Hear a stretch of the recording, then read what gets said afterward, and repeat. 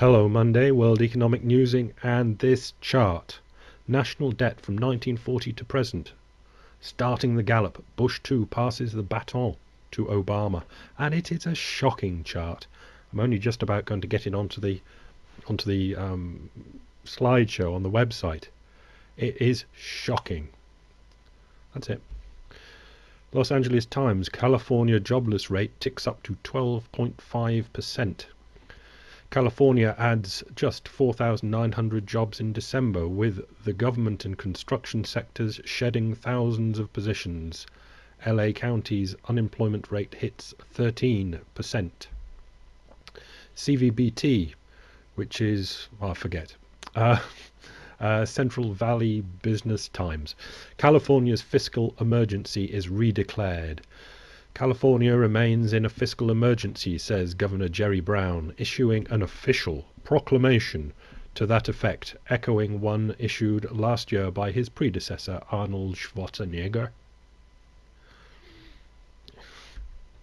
New York Times, banks want a piece of Fannie and Freddie's pie.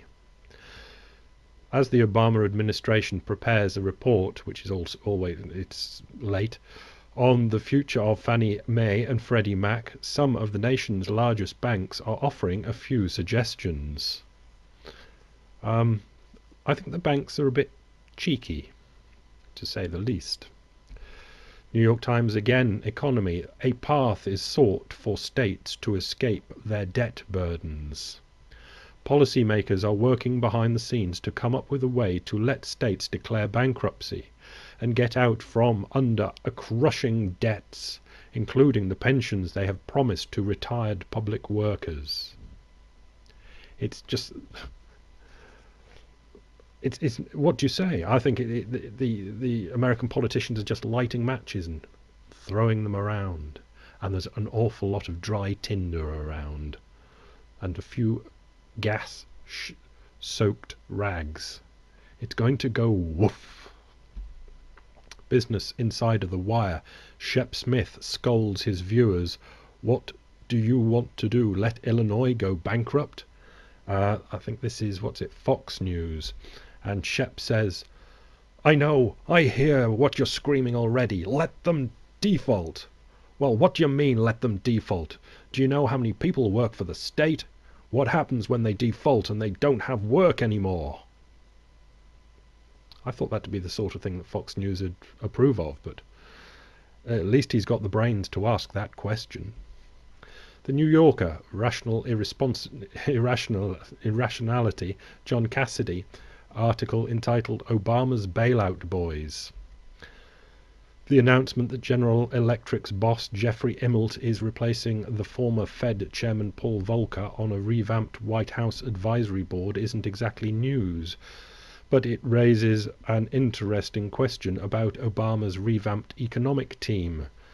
To be admitted to a senior post, is it essential to have worked for a big financial firm that received a taxpayer bailout? Let's consider 3 recent appointees. William Daley, the new White House Chief of Staff. Until December, Daley, who served as Bill Clinton's Secretary of Commerce, was the top man in Washington for J.P. Morgan Chase. Gene Sperling, the new head of the National Economic Council. Before joining the administration in 2009, Sperling was a consultant to Goldman Sachs.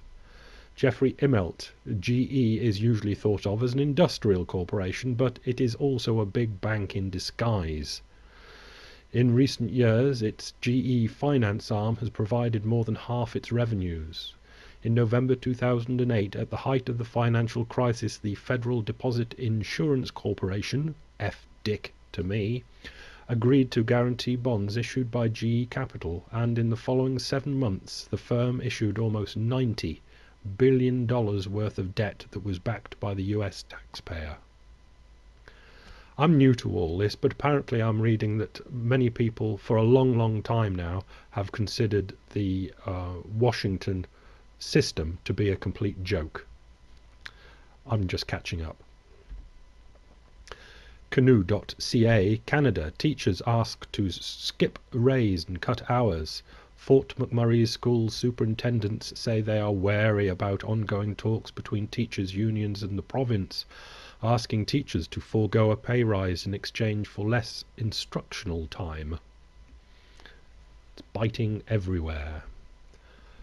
Bloomberg, Russia to raise gold share in reserves, eyes adding the yuan. Russia's central bank will raise the share of gold in its international reserves.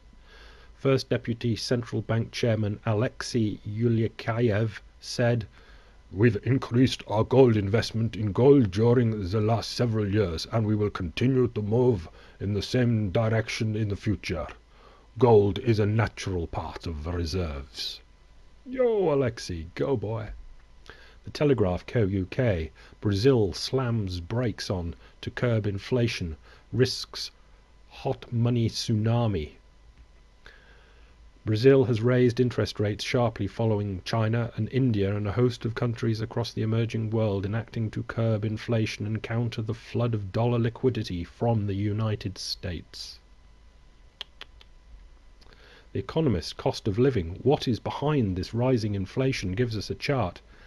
And across the top is India, underneath it is China, but India's inflation, it's got food, energy and other inflations, comes to 13.5%. And China underneath is registered at only 4.5%. I'm kind of thinking the Chinese might be lying. Naughty me, but naughty them too. Reuters gives us Shanghai plans to raise minimum wage by 10% in 2011. Shanghai plans to raise minimum wage by more than 10% this year, the mayor of China's most populous city said on Friday. So it will be done, and it'll be at least 10%, to keep ahead of inflation, and that's the way it goes. The Telegraph in the UK, Bank of England's Adam Posen warns over lack of mortgage lending. This is our last article. Bank of England policymaker Adam Posen has told Bloomberg that he sees downside risk to UK housing market, that means prices might go down, due to the lack of credit for first-time buyers and very low levels of home sales. I wonder why there are very low levels of home sales. And he goes on to ask the question, or say, you look at the difficulty many first-time buyers or younger people have in getting mortgages. And I ask myself, I wonder why first-time buyers and younger people have trouble getting mortgages. Is it because the banks don't give them the mortgages? Is that the primary problem? Or is it the fact that the price of housing is too bloody high? Only asking. Have a good week. Bye.